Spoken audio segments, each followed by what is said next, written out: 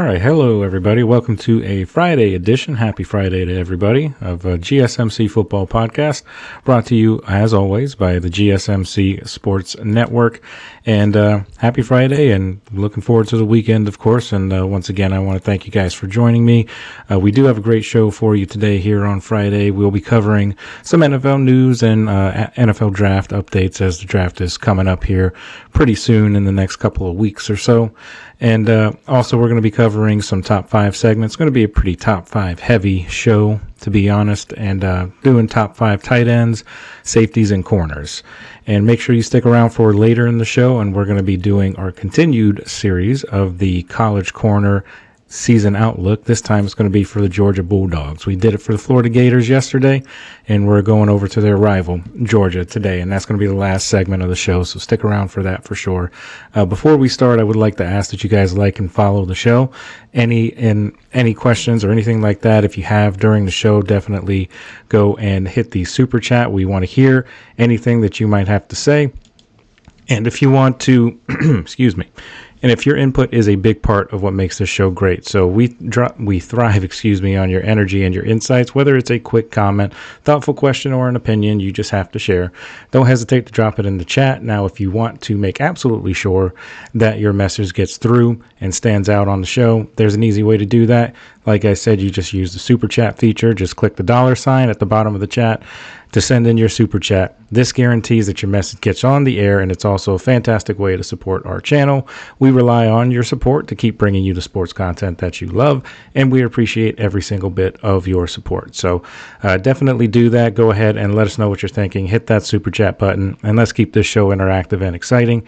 And if you prefer, you can also go to gsmcsports.net to tip, donate, and leave a comment or question there. Couldn't do what we do without your continued support, and we're so thankful to have you as part of our community. So again, that link is gsmcpodcast.net. All right, let's go ahead and get into the show here. So the first segment we're going to talk about is just going over a few different news and notes, things like that. It's pretty slow in the NFL cycle right now. Not a ton of news really coming out. We're having a few colleges having pro days that they're hosting, a lot of these potential draft candidates, or even guys that are just fighting to be an undrafted free agent. You know, a lot of successful players have been undrafted. So, there's always a chance even if you don't get drafted. So that's always good. So that's kind of what's going on in the NFL right now. So we're kind of dry on a lot of like big news, like the Aaron Rodgers thing is still going on. There's not really been much movement in that since they met the Steelers, that is, with Aaron Rodgers on last Friday, I believe it was. Nothing really happened there as of yet. If you want to look on the draft side of things, the Steelers did host Jalen Milroe for dinner, as well as Riley Leonard from Notre Dame. They were at the pro day the other day there. So a lot of interviews and stuff like that going on for different teams. So that's kind of what's going on in the NFL right now. But just to kind of go over a few headlines, Abdul Carter, he's not going to work out at the Penn State Pro Day. That came out earlier today. That's kind of just continuing on some growing concerns with Abdul Carter. I mean, he's a great player, no doubt, but the injuries that he's had and the surgery that he had to have recently, it's starting to kind of raise some questions. I don't think it's going to affect his draft status too much. I still think he's going to be a first rounder for sure. Maybe he falls a couple spots, but I don't see him getting outside of the top 10 or anything like that. So that's kind of what's going on with him. The other thing I kind of mentioned in a short that I didn't really mention it too much on yesterday's show when we were going through the mailbag segment. And I actually totally forgot to cover the question, to be honest. But the question, in case you missed the short, was what would it be like if the Browns traded for Dak Prescott? So I originally was just, didn't think anything like that was going to happen. But I actually read a little bit earlier today that the Browns were looking into trades for Dak Prescott and also Kirk Cousins. And there was a sports writer in Cleveland that said that the trade for Dak was included into the pitch to Myles Garrett. Now, I believe that has since been debunked. I don't think that is a true story. Sources within Cleveland, the franchise themselves, have said that wasn't true. But, of course, they could also be just trying to protect themselves. But I don't think they go after Dak or anything. I do think the Kirk Cousins thing is interesting, though, because the thing with the Browns is they have so much money tied up in Deshaun Watson, which is kind of hurting them right now. But they could still move some things around, and they could find a way to get a deal done if they really wanted to trade for Kirk Cousins. And you have to think that something like that is kind of down the pipeline for the Browns, especially with Myles Garrett agreeing to come back after he was so adamant that he wants to go somewhere where he could win. And then the Browns give him a really huge contract, making him the highest paid defensive player in NFL history. And now all of a sudden you wonder, why did he agree to go back if he was so adamant that he wanted to win? Because the Browns are not really in any position to win right now, but maybe there was some talk, some conversation within that contract negotiation that basically allowed them to kind of go after a guy like Kirk Cousins. Maybe they had that idea in mind instead of just drafting a guy. I know they hosted Russell Wilson for a visit a little while back, but obviously Russ is now with the Giants, so that didn't end up being anything. There hasn't ever really been any talk about Aaron Rodgers going to the Browns. Don't think that's ever going to happen at all. I don't think that's somewhere Aaron Rodgers wants to go anyway for his potential final year of his career. But the Kirk Cousins, the Dak Prescott thing, I think is it's a little more unlikely than Kirk Cousins. I don't think Jerry Jones moves on from Dak. I don't say the head coach because it's Jerry Jones's team. I don't think Jerry Jones is willing to move on from Dak, especially after giving him a nice big contract last offseason or offseason before that, whatever it was. But the Kirk Cousins thing, I think, could happen because the Falcons, you would have to think, are trying to unload Kirk Cousins, even though they've come out and said that they, had no intention of moving him and he's going to be their backup. If somebody calls and says that they want him or want to try and, negotiate a deal to get him, I can't imagine that the Falcons will just be like, no, there's no way. I think they would welcome a trade or a deal of some kind with open arms. And I think Kirk Cousins would as well, because he's kind of stuck now in Atlanta after struggling in his first season. And now they're going to give the ball to Michael Penix, the rookie from last year that they drafted in the first round, which kind of surprised a lot of people, Kirk Cousins included. But I think the Browns could, and actually would not surprise me at all the more and more I think about it, if the Browns traded for Kirk Cousins. Like I said, Dak Prescott, don't think that's happening. Kirk Cousins is absolutely possible, in my opinion. But we'll see in the coming days. Maybe there's a deal done during the draft, because that's usually when a lot of moves are made during the draft to try and get extra picks and things of that nature. So maybe something happens at the draft. But other news, the Patriots, as I mentioned in yesterday's episode, I believe, I agree, or I think that they're having a great offseason, essentially, is what I said. And with all the moves that they've made, free agency-wise and through trades and things of that nature, I think they're doing a really good job trying to rebuild that team after, all of the mess that was after Brady and Belichick left. There just wasn't really much there in New England, but now they've got their young quarterback, and now they're trying to build around him.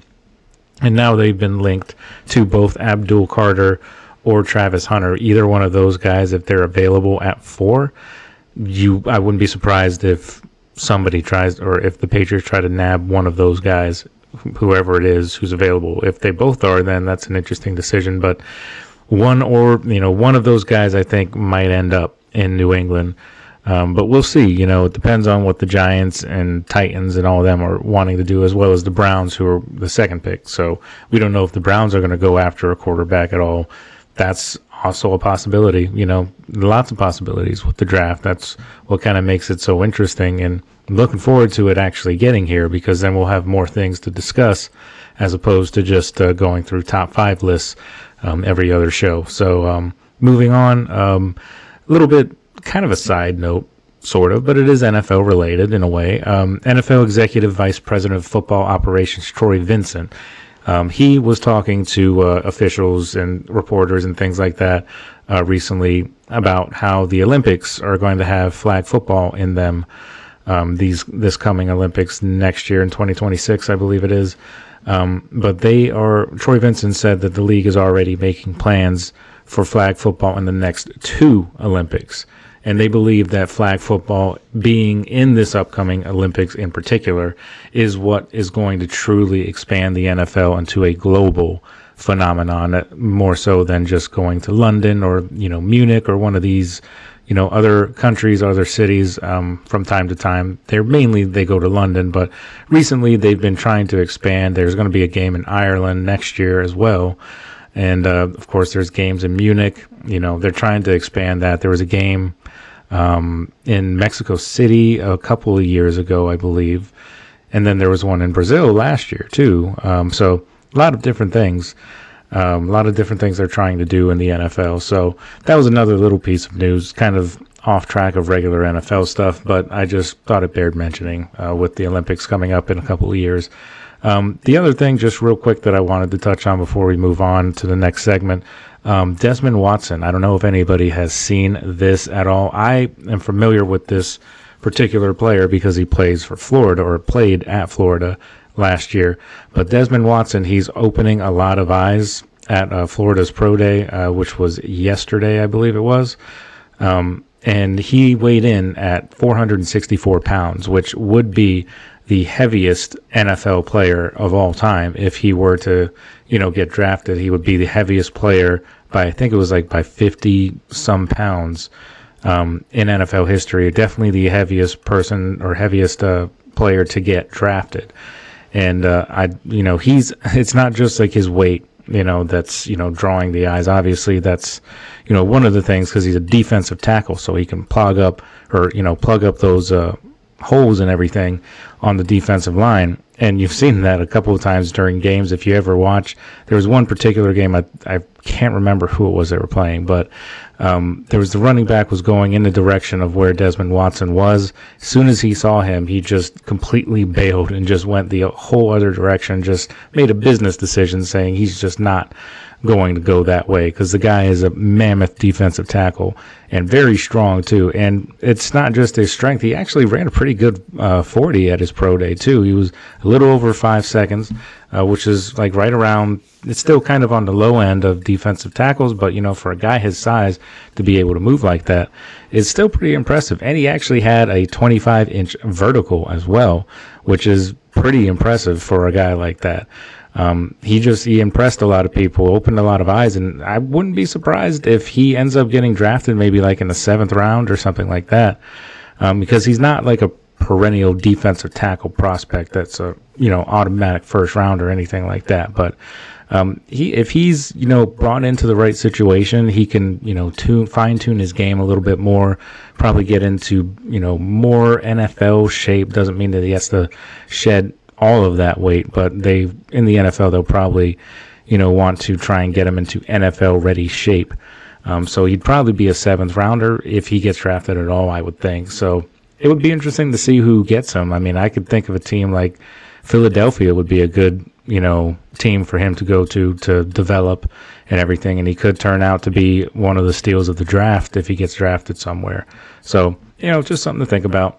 I saw that story earlier today, and it just reminded me of when he played at Florida, watching him. It was always pretty cool to see him just throw running backs around like they're nothing because of how strong he is. So just kind of fun, though. But that's it for that first segment. Just some news and updates, just not a whole lot going on, just wanted to kind of go through just some different things here. So that's kind of what's happening. But before we get into the next segment, which is going to be our top 5 segments that we're going to start getting into, we're going to take a quick break, but when we come back, we'll get into all the rest of the show. So just stick with us, and we'll be right back right after this.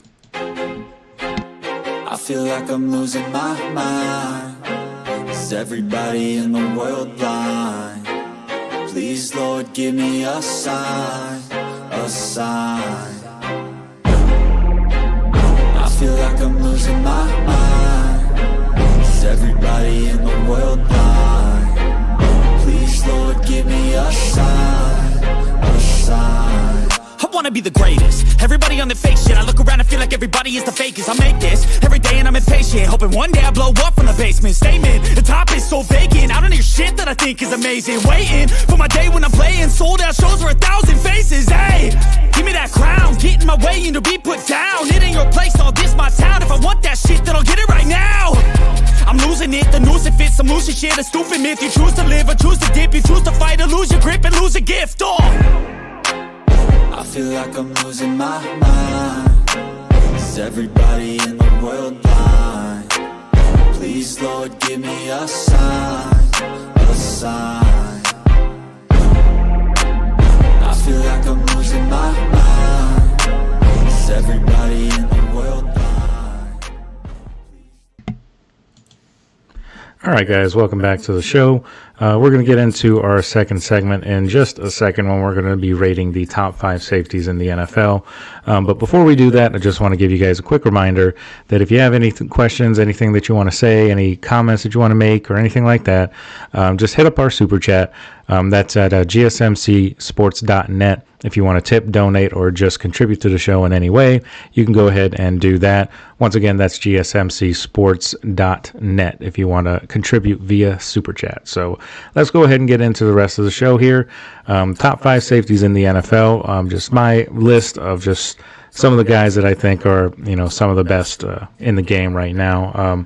Number 5 is a guy who just recently moved to a new home in the NFL, and that's Jevon Holland of the Giants, formerly the Dolphins.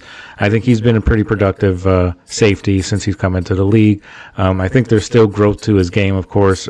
He doesn't have the crazy stats that, will wow you like some of these other guys on this list, but I think he's a solid safety, and it's a good addition for that Giants defense as they're looking to try and become more competitive as they add more and more guys to the fold, as well as the draft coming up, so they've got an opportunity to make their team even better.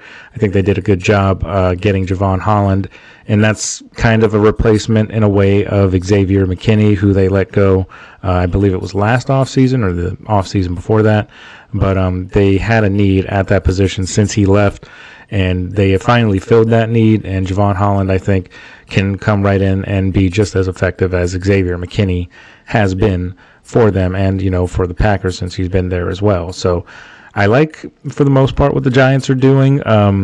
The quarterback situation is kind of what they're, really concerned about, but they've set themselves up in such a way that they can take the best player available in the draft coming up here. And one of the positions that they don't have to worry about now is safety. So they could potentially go Abdul Carter. They could go Travis Hunter, who can also play corner, because they need some help there as well. But, I think the Giants are doing a relatively decent job overall.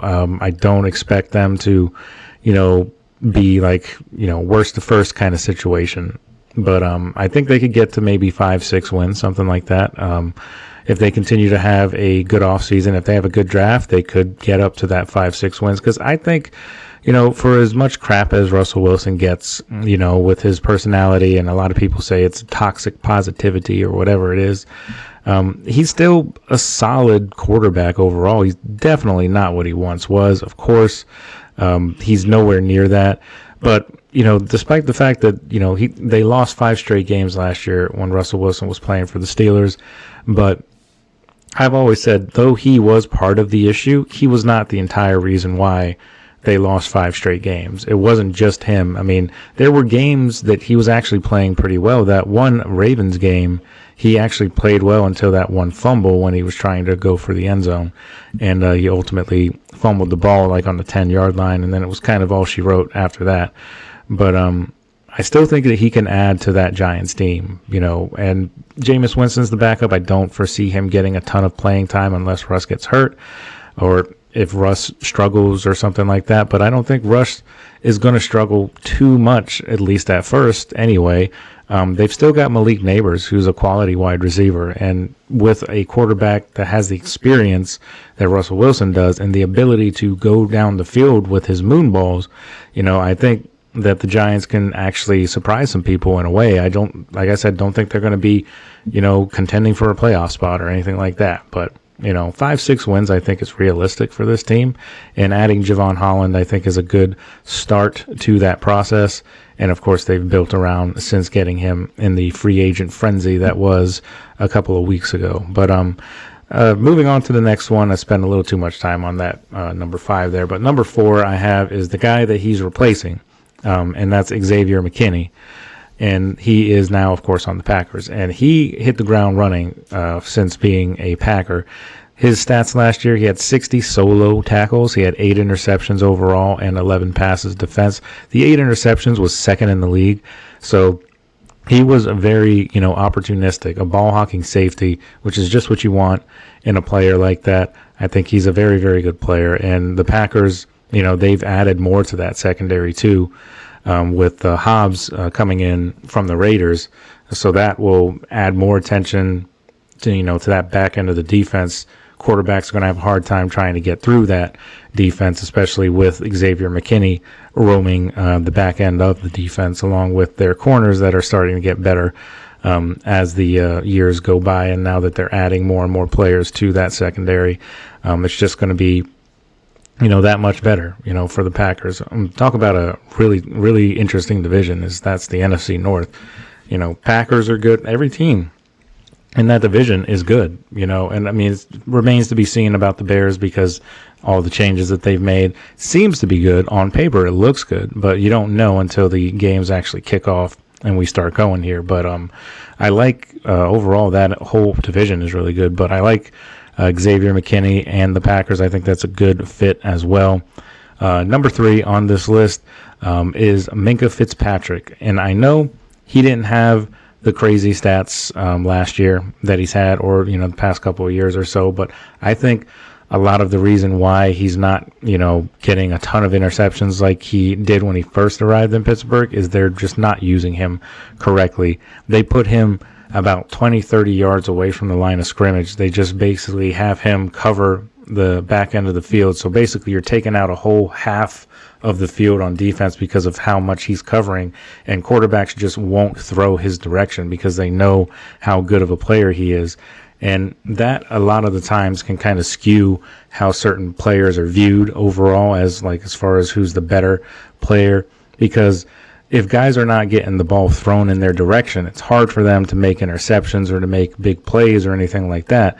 But just them not getting targets or quarterbacks deciding that we're not going to touch this area of the field because we know how dangerous that guy is, I think that speaks a lot to how good a safety is or how good a player is overall, despite the fact that they may not get the crazy stats or anything like that, or, the stats that are going to get you into the joke that is called the Pro Bowl games. But for whatever that's worth nowadays, but really it's all about all pro. That's what people, I think, tend to kind of look at more so than Pro Bowl these days. But Minkah Fitzpatrick is an all pro, and he is a perennial Pro Bowler, if that means anything nowadays. But Minkah Fitzpatrick is still one of the best safeties in the league.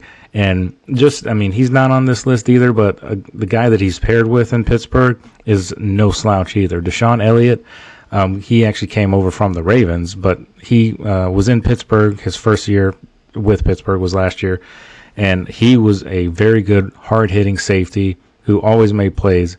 And that's a guy that you can kind of use with Minkah Fitzpatrick, takes more pressure off of Deshaun Elliott, gives him more freedom because Minkah is covering so much of the other side of the field. So he has more room to be able to do more things and make more plays. But Minkah Fitzpatrick, make no mistake, is still that guy. He's still really good. So another one on this list who is, obviously a fantastic safety is Kyle Hamilton. Now, he's a relatively young guy. Minkah's on the older end now in his career, but Kyle Hamilton is still pretty young, but he is tremendous. He is always all over the field. Whenever you watch Ravens games, it's always Marlon Humphrey and Kyle Hamilton that seem to always be near the ball making plays. And Kyle Hamilton has really grown. And even in his rookie year, he was solid, but, especially growing as a football player and having as good of a year as the Ravens had overall. Kyle Hamilton, despite the fact that the Ravens struggled defending the ball or defending the pass early in the season, it wasn't because of Kyle Hamilton. Kyle Hamilton was solid all year long, and he is just getting better and better. Like I said, he's a young guy, so he has more and more room to grow, as a player, which is a scary thing for other offenses, because he could turn into one of those guys that Minkah Fitzpatrick was at in his prime. He could be one of the, I think he is, obviously, he's number 2. He's one of the best safeties in the game, in my opinion. So, Kyle Hamilton, great player, of course. And number 1 I have on this list is Antoine Winfield Jr. from the Bucs. And he is another guy that is relatively young.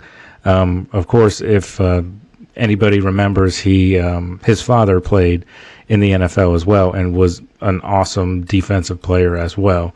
So Antoine Winfield continuing that family tradition of being one of the best in the game in the secondary. So Antoine Winfield, of course, he's a very good player, and he's on a very good defense, or at least an underrated defense, in my opinion.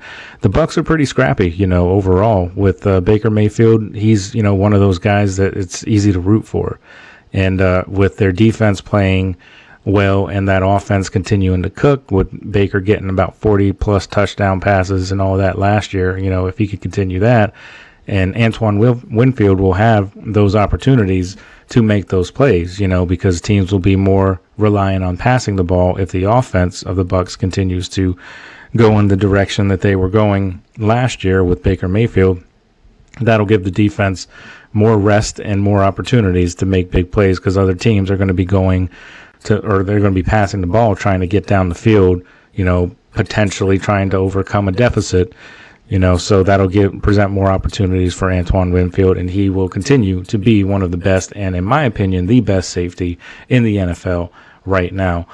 So that is my list of top 5 safeties. You want to just go over it just one more time. Number 5, I had Javon Holland of the Giants. Number 4, Xavier McKinney of the Packers.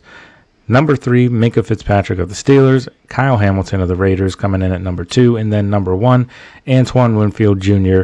of the Buccaneers. And, of course, I did that honorable mention for Deshaun Elliott. Of course, I just wanted to recognize him, partially because, of course, I'm a Steeler fan. But, he is a really good player that, just kind of gets overshadowed by the fact that Minkah Fitzpatrick is on that team. So he deserves credit as well.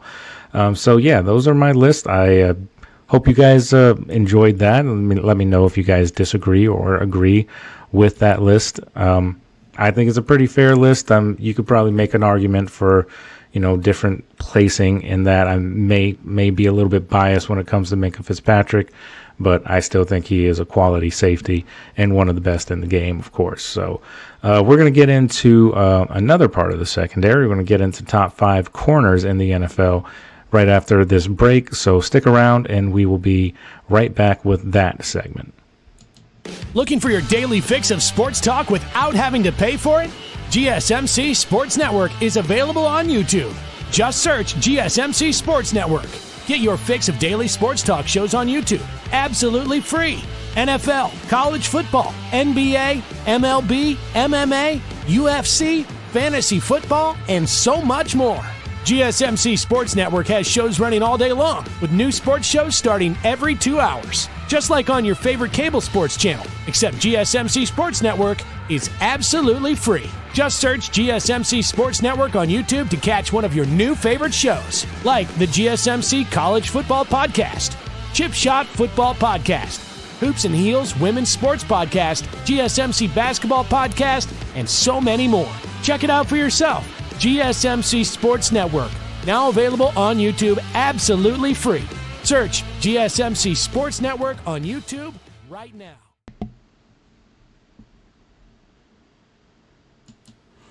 All right, welcome on back to the show. We're on to our third segment of the show. We're going to be talking about top 5 corners in the NFL currently. Talked about the top 5 safeties in the last segment in case you missed it. And just going over that list again, it was Javon Holland at number 5, and it was Minkah Fitzpatrick coming in at number 3. Number 4 was Xavier McKinney. Number 2, Kyle Hamilton. Number 1, Antoine Winfield, in case you missed that. But top 5 corners in the NFL that I have right now. Number 5, I have a guy who actually just got a huge deal in the offseason with the Houston Texans, and that is Derek Stingley. and he is well deserving of that big contract. He is a relatively young player too, and he is a very good player as well. One of the best in the game, one of the best in that secondary, probably the best player in that secondary, to be honest. But Derek Stingley is definitely a guy that's just going to get better and better the more the seasons go on. And that Texans defense overall is really good. So they continue to have success up front and on that defensive line, causing trouble, causing teams to not be able to run the ball very well, which would lead them to, of course, throwing the ball more often than running. And that gives opportunities to Derek Stingley, of course. Stingley is a talented guy coming out of LSU from a few years ago. He was very good coming out of there. He was good in college, so it's no surprise that that's translated into the NFL so far in his career. So number 5, I had Derek Stingley. Number 4 is a guy that just jumped onto the scene, but I felt like considering the performance he had in the Super Bowl, it was right to put him in the top 5. And that is Cooper DeJean of the Eagles. This is a guy that I wanted the Steelers to pick up. As a Steeler fan, coming out of Iowa, he was definitely the best corner in the game, in college football anyway, in that particular season. And then he comes to Philadelphia, and with, great defensive coordinator like Vic Fangio, getting the absolute most out of Cooper DeJean. He has been very good alongside the other rookie last year, which was Quinyon Mitchell. You could make an argument that he could, deserve a spot on this list too, but I think Cooper DeJean has made more of an impact in his first season, and I think he's definitely, deserving of that as well. So Cooper DeJean of the Eagles, absolutely. And that pick 6 that he had in the Super Bowl a few months back, I mean, that was a very, very good, pick 6. And he's, that's a tough catch to make too, coming across the field like that. I mean, he makes it look easy because he's a talented player, but that's not easy, going down like that and then being able to make it all the way through the opposing team and getting to the end zone. Of course, he had a great job getting his blockers and all that set, but, it requires vision as well. So he's a very good, very opportunistic young corner. And the fact that was just his rookie season and he is a Super Bowl champion already, off to a great start in your career there, guy. So, that's a really good player. Definitely deserving of the top 5 in my opinion. And the Eagles, it's going to be interesting to see what kind of team the Eagles field this year because they did lose a lot of players on defense. Their offense is still relatively good. Of course they're good, but in terms of the players still being there, there's not a ton of movement on the offense really. They lost Mekhi Becton, their offensive lineman. That's one guy that they lost. So that's, of course you want to be able to somehow, fulfill that spot at some way. But I have a lot of faith that the Eagles are going to be able to do that offensively. But it's the questions on defense. They're still going to be good defensively. There's no doubt about that. But they have lost a lot of players. So it's going to be interesting to see how they respond to losing all of those guys. They've added a couple of guys. They did re-sign Zach Bond too, which was a good move because he's a good young linebacker, was in the conversation for Defensive Player of the Year last year. Obviously didn't win it. Pat Surtain won it. But, that's a good defense overall. And I think Cooper DeJean is a good addition to that defense and have made that secondary that much better. And it also cushions the blow of the loss of C.J. Gardner-Johnson this offseason as well. So Cooper DeJean still being there just ensures that their defense in the back end is going to be solid regardless, despite the fact that they lost a couple corners. They did lose Darius Slay as well, but he's an older guy anyway. So Quinyon Mitchell, Cooper DeJean, that's a good, talented duo of corners that they should be set in the secondary for many years to come. So number 3, I have Trent McDuffie of the team that the Eagles beat, which is the Chiefs. And the Chiefs, despite the fact that, of course, they lost in the Super Bowl and all that, it wasn't their defense throughout the whole year that was the question. Their offense was the issue. Their defense was good most of the year. Of course, they just got overwhelmed in that Super Bowl, but even then, that wasn't really because of the defense. I mean, they did a pretty good job on Saquon Barkley. He only had like 60 yards or something like that, which, by comparison with all the other games that he's had last year, that's a pretty good job on Saquon Barkley. I'd take that as a win.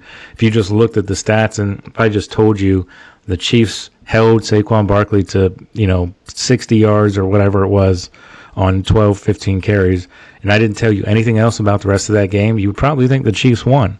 But, of course, the Eagles' front seven is what took over that game. But Trent McDuffie didn't, you didn't hear much from him, but he's still a great corner for that team. He's one of the best.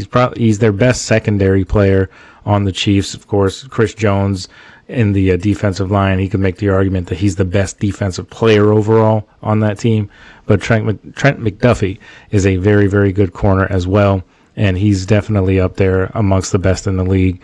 And number 2 I have is Sauce Gardner from the Jets. He seems to always make plays everywhere that he is on the field. He seems to always be right there, right where you need him to be, making clutch passes, defense or pass blocks, or possibly even interceptions. He's a very, very good player. He's really been good since day one. When he was a rookie, I believe he was Defensive Rookie of the Year. He was up there as one of the best in the league, even as a rookie. And he's only gotten better as the years have gone on. Now, granted, the Jets have not gotten better overall as a team, but that's a bigger story and a bigger issue. But Sauce Gardner has not been the reason why the Jets have struggled. He's been very good since coming into the league. And he continues to be that, and I think he will continue to be the best or one of the best corners in the league. Number 1 I have is Pat Surtain, and obviously he won Defensive Player of the Year last year. He's another guy that's actually the son of a former player who also was a corner. But Pat Surtain is very, very good. No doubt in my opinion that he is the best corner in the league. For a time there, you could make the argument that Sauce Gardner was the best in the league. But Pat Surtain, since coming into the league, he's been tremendous, and especially this past year with a loaded Broncos defense, he stood out, which is impressive to do. There was a lot of good players on that Denver defense, and the fact that he was able to be the best player on that defense just goes to show, how much he's grown as a player. And that defense will be good again next year, too, as they've added more to that secondary with Hufanga from the 49ers coming over. Of course, he was injured a little bit last year, but the hope is that he's going to be 100% healthy and he'll be able to provide for them and contribute for them as a starter from day one. So that'll definitely take some pressure off of Pat Surtain, because people will have to keep an eye out for Hufanga, who actually patterns his game and says that his hero is Troy Polamalu. He doesn't quite have the long hair yet. He's got some long hair, but he doesn't have the hair yet. That's the thing right there. But he's obviously not, on the level of Troy Polamalu just yet. Hufanga, that is. But he's still a very, very good player as well. So I think that'll help Pat Surtain in the long run. Especially this coming season, when teams are going to be more careful, maybe more prone to make mistakes because they're trying to be too careful, and then that's when Pat Surtain will, pounce, and he'll be able to make a very good play, make interceptions, pick sixes, things of that nature. He's very good at doing that. There are some other good corners in the league that I know I'm probably leaving off of this list. C.J. Gardner-Johnson, he's a great player as well. Even a young guy like Joey Porter Jr., I think he has potential, but his issue is he's too handsy. He's really got to work on that in particular. But he usually follows a team's number 1 receiver and usually holds his own pretty well for the most part. But he has a reputation now of being grabby, getting defensive holding and pass interference calls called against him. So he's still got a lot to learn. Of course, he's coming into his 3rd year this year. So, that's just a couple of guys that are not on this list that I believe maybe not so much Joey Porter Jr., but definitely, C.J. Gardner-Johnson is up there as one of the best. Carlton Davis is also very good. He, of course, was with the Lions last year, but he is now with the Patriots, as the Patriots are loading up that defensive front, or the defensive secondary, as well as the defensive front, really. But in this case, I'm talking about the defensive secondary. So, there's a lot of good corners in this league, but these are my 5. Again, that's Derek Stingley of the Texans, Cooper DeJean of the Eagles, Trent McDuffie of the Chiefs, Sauce Gardner of the Jets, and Pat Surtain of the Broncos. So I think that's a pretty solid list as well. Again, your guys are welcome to disagree with it or agree with it. Prefer if you agree with it. But no. So before we go further, though, in our next segment, we're going to talk about top 5 tight ends in the NFL, because we're starting to run out of players, starting to run out of positions to try and do top fives for. So maybe we'll start doing top 5 coaches or something like that, top 5 coordinators or something. You got to grasp at straws at this point of the year in the off season. But the draft is coming up here pretty soon, so we'll get some other news to be able to talk about, and maybe, just maybe, we'll hear anything from Mr. Drama, Aaron Rodgers. He, is one of my favorite guys to talk about on this show. But not really much going on in the NFL right now, so we're, like I said, kind of grasping to see if we can come up with some ideas here. So top 5 list, I think, are pretty solid, ideas to do. And top 5 corners, I like that list, for the most part. I might go back and maybe change a couple things here and there, but, for the most part, I think those are pretty solid for that top 5. So we're going to take a break before I ramble on too much here. And we're going to take a break, and we're going to talk about the top 5 tight ends in the NFL right after this break. So stick with us, and we will be right back.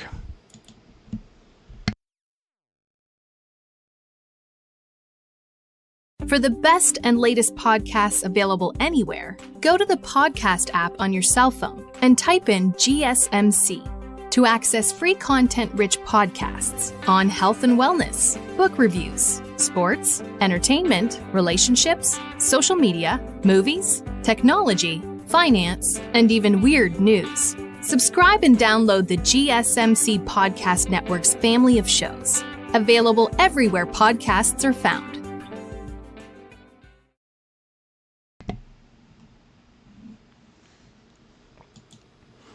All right, guys, welcome back to the show. We are on the home stretch here. We are on the 4th segment of our show, and this is our last top 5 of the episode, and it's going to be the top 5 tight ends in the NFL. And there's a lot of really good tight ends out there, a lot of guys that don't necessarily get a ton of stats, but are still very, very talented, guys that I don't have on this list that still bear mentioning, guys like Isaiah Likely from Baltimore. He's a very good tight end. Kyle Pitts in Atlanta. He hasn't really been the guy that Atlanta has really wanted, but I don't think he's necessarily been in the best situation since being in Atlanta. Maybe he'll get more opportunities now with Michael Penix as the quarterback. We'll see.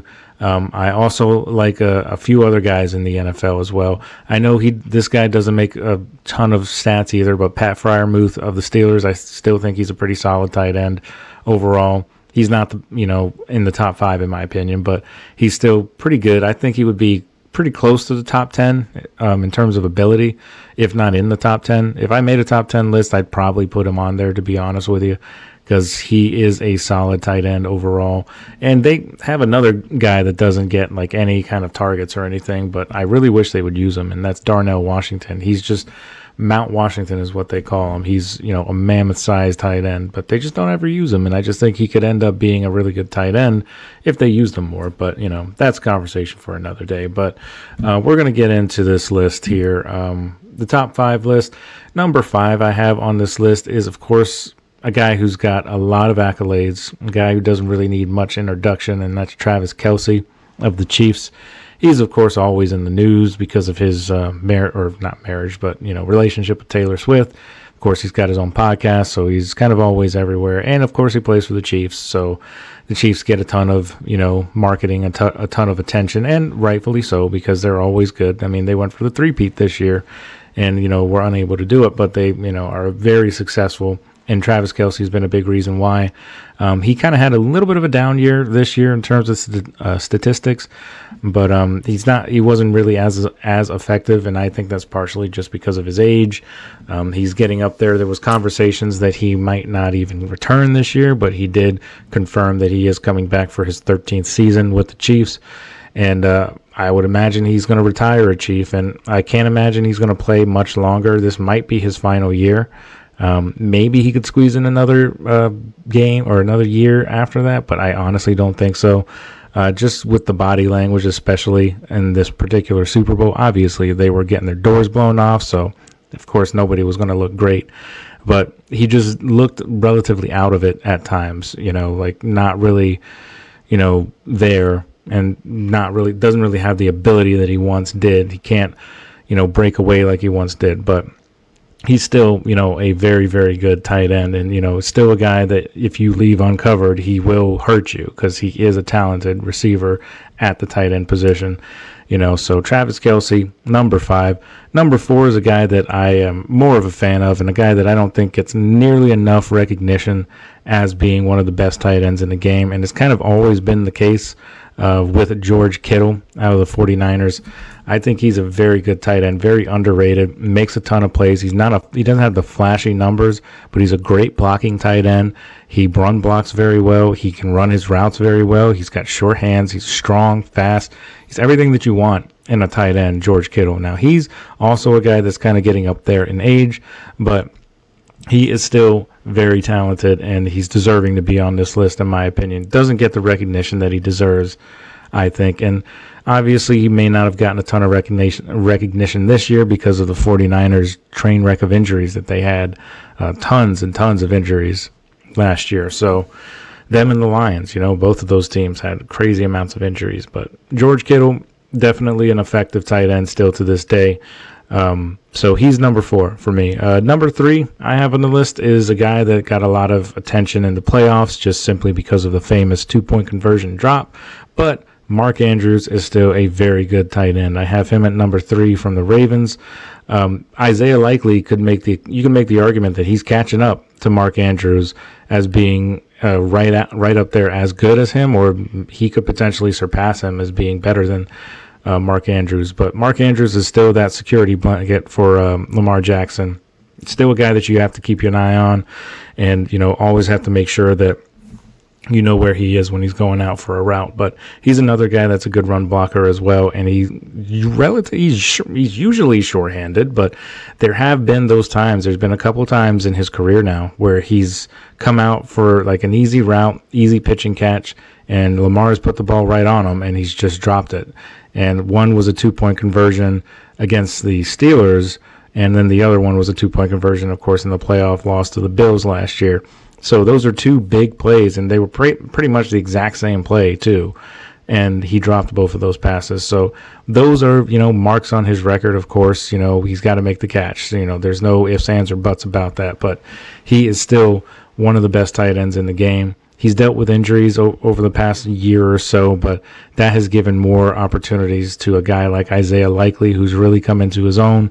And Mark Andrews is doing a good job sort of helping him learn to play the position at a high level like he typically does. And Mark Andrews is up there as number 3 on my list. Like I said, Isaiah Likely could definitely squeeze in there. You could argue that he's better right now in his career than Travis Kelce is currently where he's at in his career. You could definitely make that argument. But as of right now, I think Isaiah Likely, if you ask me to give you my same list or to give you another tight end list next year, I'd probably put Isaiah Likely on here. And maybe I put Mark Andrews on here too still. They've just got a really good tight end group in Baltimore. And, a lot of other good tight ends in the league, of course. So the next one on my list is a guy who was a rookie last year, and he blew everybody out of the water, with his stats. He, I believe, led all tight ends in receiving yards. Brock Bowers of the Raiders, he was a rookie last year, and he was even in the conversation for Offensive Rookie of the Year. Obviously, he didn't win it because Jaden Daniels went off last year as a rookie, but on any other year, you could make a serious argument that he could have been the Offensive Rookie of the Year. He had over 1,000 yards. He had like 10-plus touchdowns.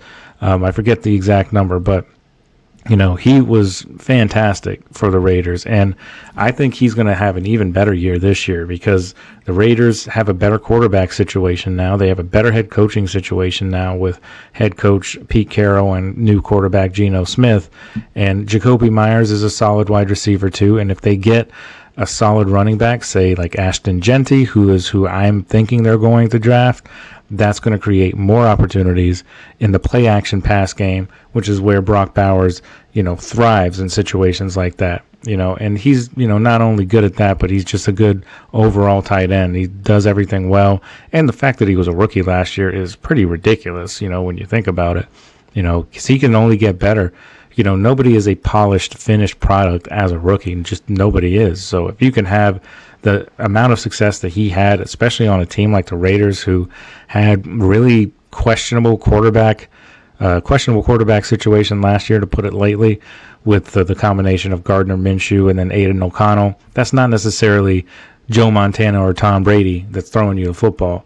And the fact that he was still able to produce like he was with subpar quarterback play just tells you how good of a player he really is. And as a rookie, that's just, it's crazy, the numbers that he was putting up. But he was good at Georgia in college too, so it's not really a surprise that he's this good with the Raiders. So that's him, number 2. I think he could definitely be up there at number 1, possibly next year. If he has another good year like last year, it's going to be hard for me to not put him at number 1 as the top tight end in the league.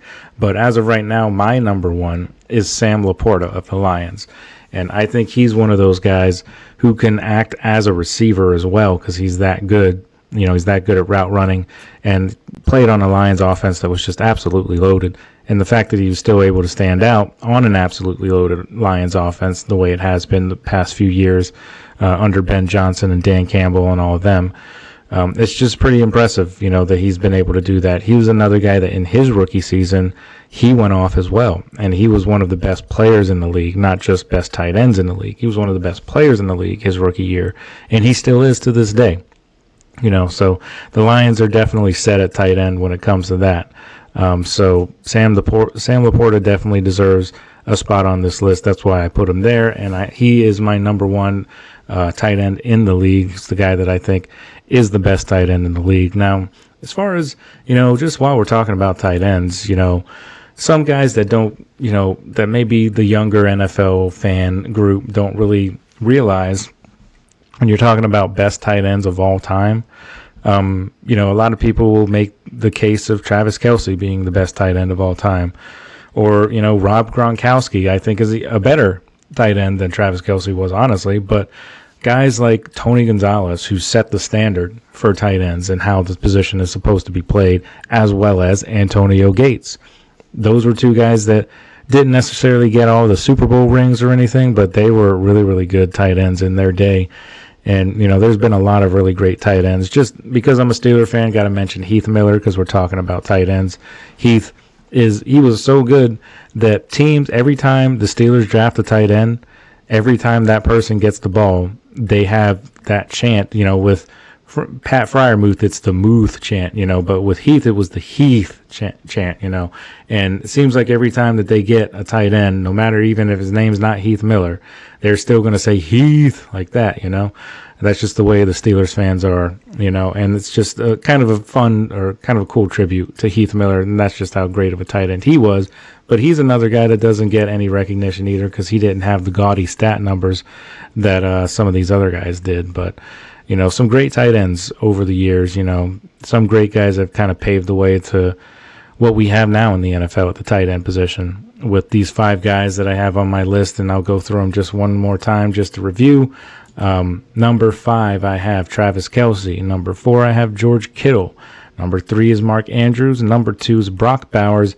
And number 1 is Sam Laporta. So those are my 5 for tight ends in the NFL. And like I said in the previous 2 segments, if you agree or disagree, definitely let me know in the comments. And tell me what your favorite tight ends are, your top 5 tight ends, and see if we can get a little debate going here, and see if I can see your side or you can see my side. So before we get into our final segment of the day and send you guys off into the weekend, we're going to take one more break. But when we come back, we're going to get into some college football, as we're going to do our College Corner segment. And this time we're going to be talking about the season outlook for the Georgia Bulldogs. We did the Florida Gators yesterday, so we're going to do the Bulldogs here tonight. So stick with us, and we're going to be right back. One last break, and then we'll bring you the final segment.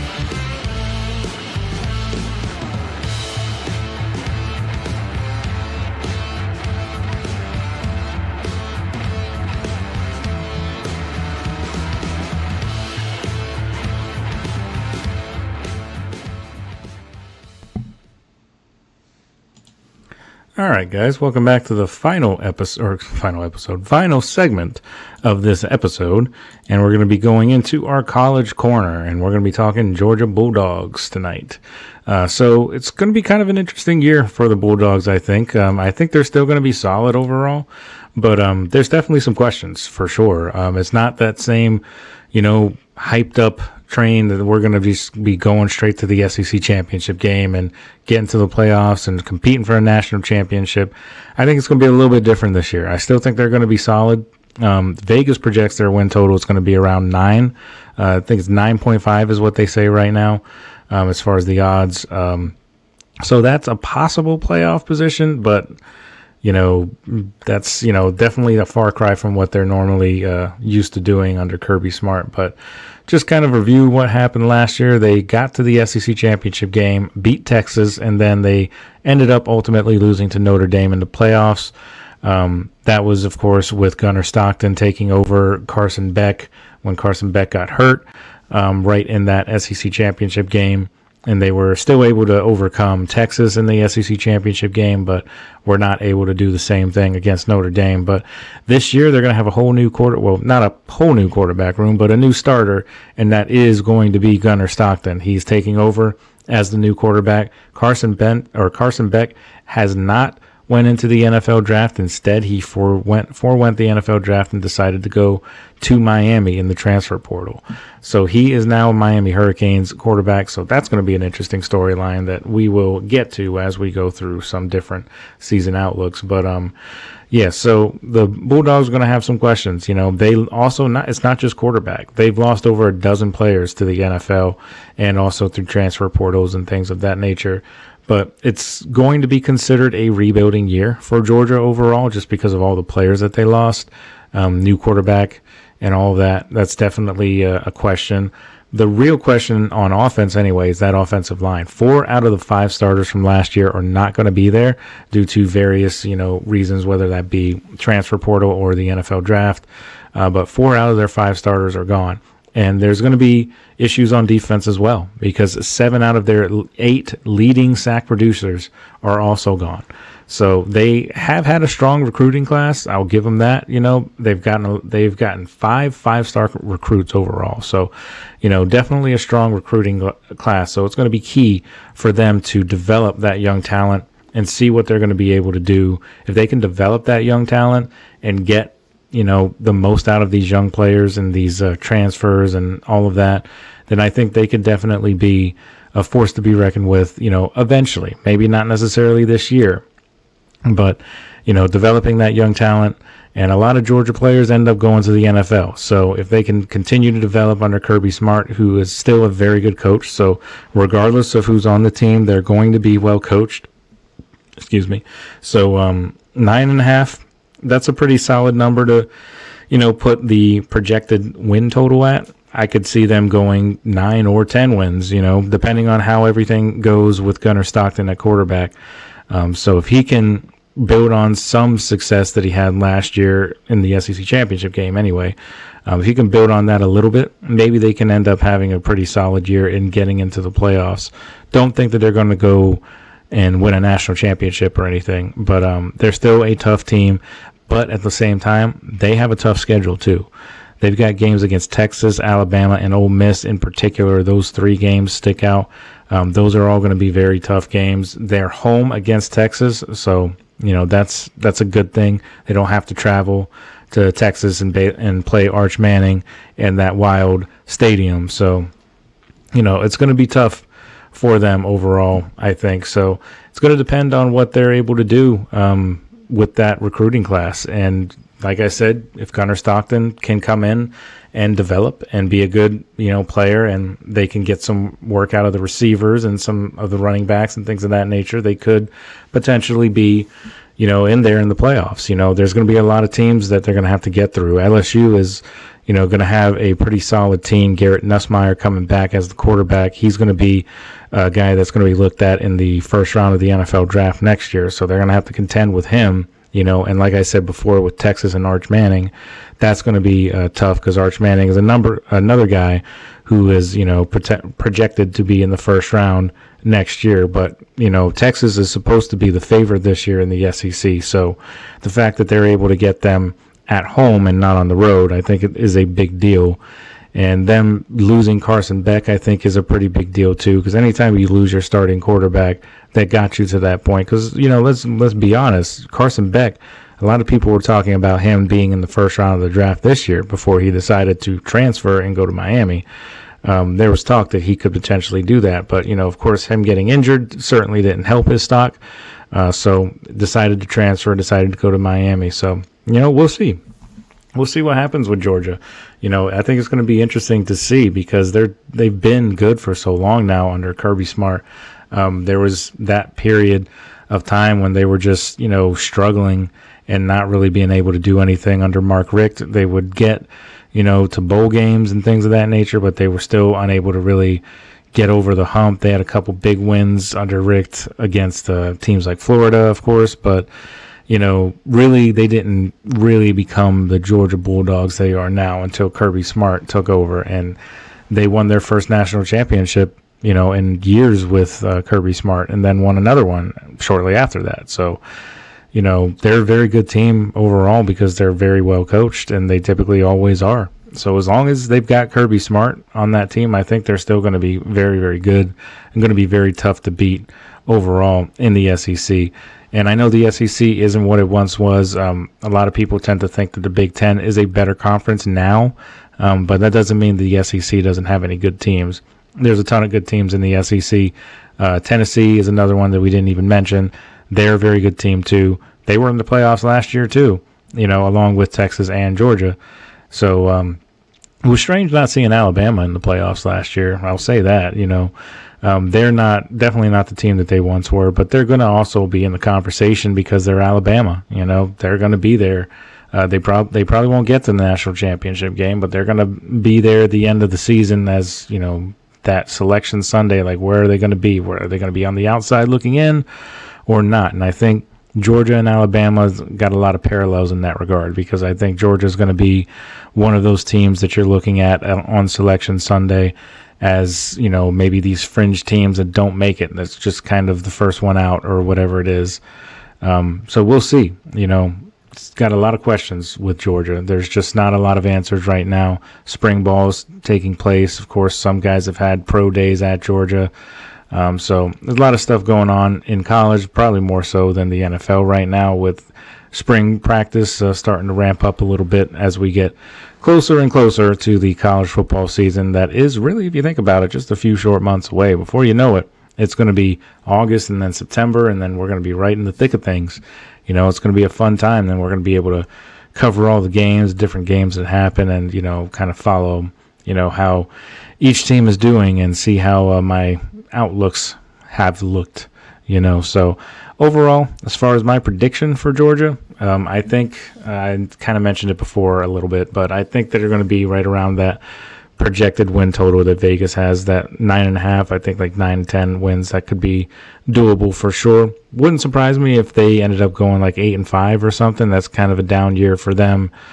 For sure, but there's just a lot of questions with Georgia, so it wouldn't surprise me if something like that happened with the Georgia Bulldogs. So, we'll see what happens with Georgia. So that's the end, sort of this segment. I, purposely kind of tried to make that short because I wanted to finish the show with just, some thoughts. It's not really about college football. It's more so NFL. And I just kind of wanted to end on it because it's just, it's not something that's a huge story. So I didn't want to start the whole show with it, because we've heard enough about one Aaron Rodgers. But I've just, I've had some feelings about this, especially over the course of today, when there was more reports that came out saying that he, enjoyed his trip to Pittsburgh and says that he loved everybody that he met in Pittsburgh and, as far as the Steelers organization and all that. So other than that, there hasn't been really any news about that. But my whole thing that I just kind of wanted to talk about and just kind of vent a little bit about is and I know I've kind of mentioned this before on the show, but, not much to talk about. So this has just kind of been the story that's kind of been sweeping the NFL, really. And that's Aaron Rodgers going to Pittsburgh, potentially. But I just, if somehow Mike Tomlin and Art Rooney were watching this show, I would just kind of want to tell them that they need to look at, I know you don't want to build your roster based on what fans think. That's the worst thing you can do, and that's how you end up like the Browns, But they really should take a look at what's going on amongst the fan base in regards to this, because I know Mike Tomlin is the one that really wants Aaron Rodgers. That's the whole reason that we're doing this thing, is because he wants Aaron Rodgers. And usually what he says typically ends up going, and I just think that they're just making a massive mistake if they were to sign him. And I heard somebody, a pundit say, I think it was Rich Eisen, said earlier that he expects the deal, and this could be nothing because it's Rich Eisen. He's not in the Pittsburgh building. He doesn't know what's going on any more than I do. But he seems to think that it would be somewhere along the lines of like a 2-year deal worth close to $70 million. And first of all, I don't think that's going to happen. But if it did, that would be just a monumental mistake. You talk about a dumb move, that would be a dumb move. It's one thing bringing Aaron Rodgers here, which I think is a mistake anyway, but to bring him for that amount of money would be ludicrous. I just think that the organization overall is just, they are on the verge of making a huge mistake if they sign Aaron Rodgers, because they've got to get it out of their head that they are a quarterback away from winning a Super Bowl. They're not. They need to build through the draft, of course, this year. Draft the guy in the 5th round if you have to. Draft Jalen Milroe in the 4th or 5th round if you want to develop a guy, and maybe throw in another young guy to fill out that quarterback room along with Mason Rudolph. But let Mason Rudolph run the team. Let him be the starter. And if it doesn't go well, then you're set up perfectly for next year to draft your franchise quarterback in a draft that happens to be in Pittsburgh, and it happens to have a ton of quarterback talent in it. So put yourself in the best position for the future of this team. It is not about this year. And that's what all of these ESPN analysts and all these other analysts and other people that think that they know what's best or keep saying about Aaron Rodgers, is that the Steelers need him and all of that, or like, what else are they going to do if they don't get Aaron Rodgers? How about running through with Mason Rudolph, who's familiar with the team, been there before, has shown that he can have success. People tend to forget that he played really well throughout those last 4 games and actually had a better QBR in that stretch of 4 games than any other quarterback in the league the last year he was in, when he led them to the playoffs. And that's the other thing. He led them to the playoffs when they were lost, and it looked like they were not going to do anything at all. And they ultimately lost in the first round of the playoffs because that's the tradition. But, he got them there. If it wasn't for him, they wouldn't have even been there. So let him run the team. He's far overdue for 1 full season as the starter. And if it doesn't go well, don't pull the plug on him either. Just let him ride the whole season out, because if it doesn't go well, sure, you don't have a non-losing season. That record is broken, and it's a record that needs to be broken, quite frankly, because I'm sick and tired of hearing about it. It's not, you're being praised for mediocrity, continued mediocrity. Like, great, you can go 10-7, 9-8 every year. Whoop-de-doo. It doesn't do anything for you in terms of finding a future franchise quarterback and actually trying to build towards a Super Bowl. Signing a 42-year-old quarterback to a $40 million a year contract, that holds up money that you could be spending on TJ Watt's extension, because if you sign a guy to that kind of contract, it's going to be a lot harder for you to lock down TJ Watt, and he is their best player. You take away TJ Watt, they always lose. That's just what always happens. So they're making mistakes on that end too. It's just a bad business decision. You don't let a guy like Aaron Rodgers take up all of your cap space, because he's not worth it. If he was 5 years younger, sure, I'd be okay with it. But he's not. He's 42 years old. He's coming off of an Achilles injury from a couple years ago, and coming off of a terrible year with the Jets, I don't care what his stats say. His stats say 28 touchdowns, 11 interceptions. Well, that was because he was playing from behind most of the year. They were getting blown out in those games, and those were garbage time touchdowns he was throwing. If he has 28 touchdowns, 11 interceptions, how is it they only won 5 games? You know, like he's not that guy anymore. You know, stop wasting your time and stop wasting the fan base's time and waiting this guy out. If he doesn't give you an answer the day that you meet him, move on. Like what Cam Hayward said, you either want to be a Steeler or you don't. It's that simple. You don't take up weeks and weeks and weeks just hoping that this guy will be your savior. Because guess what? He's not going to be your savior. All it does is just guarantee you that you're going to go 10-7 or 9-8 and get blown out in the first round of the playoffs, like you do every year. The Steelers are in desperate need of a new viewpoint, a new mindset in that locker room. Tomlin needs to go. Art Rooney is at fault as well because he has continued to allow this to happen. They have gone year after year after year after year after year, just not focusing on the quarterback at all. They had Ben Roethlisberger for 18 seasons, and in his last couple seasons, they decided not to go after any quarterbacks at all and just let Ben Roethlisberger play until his arm was falling off. And then they just took the first quarterback that was available because he just so happened to be just down the hall, and he ends up not being the guy. Surprise, surprise. It was a bad draft to draft a quarterback, and they ended up doing it anyway. And this is another year that is a bad year to draft a quarterback, and they might end up reaching for a guy. And I don't want them to do that. I don't want them to reach for a guy. I'd rather them build the team this year and ride with Mason Rudolph, and then next year you go get your quarterback. That's what you got to do. But rant over. Just wanted to add that in there because I was just thinking about that all day, and I just wanted to talk about it. I know this was the college segment, but I just wanted to leave a little bit of extra time just so I could kind of briefly touch on that. So that's over. And I hope you guys enjoyed the show overall. It's, of course, Friday night, so I hope you guys all have a great weekend. Just, of course, like I said, always, thank you guys for tuning in to the GSMC Football Podcast. We're presented by the GSMC Sports Network, as always. Excuse me. And your support means a lot to us. So please remember to leave a like and subscribe to the show. Leave a positive review. It really does make a difference. So we also invite you to follow us on all the social medias as well. Twitter, TikTok, Instagram, Facebook, all of that stuff for more content and updates. And thank you guys once again. Have a wonderful weekend. We will see you guys right here on Monday night. So have a good weekend, guys. Talk to you soon.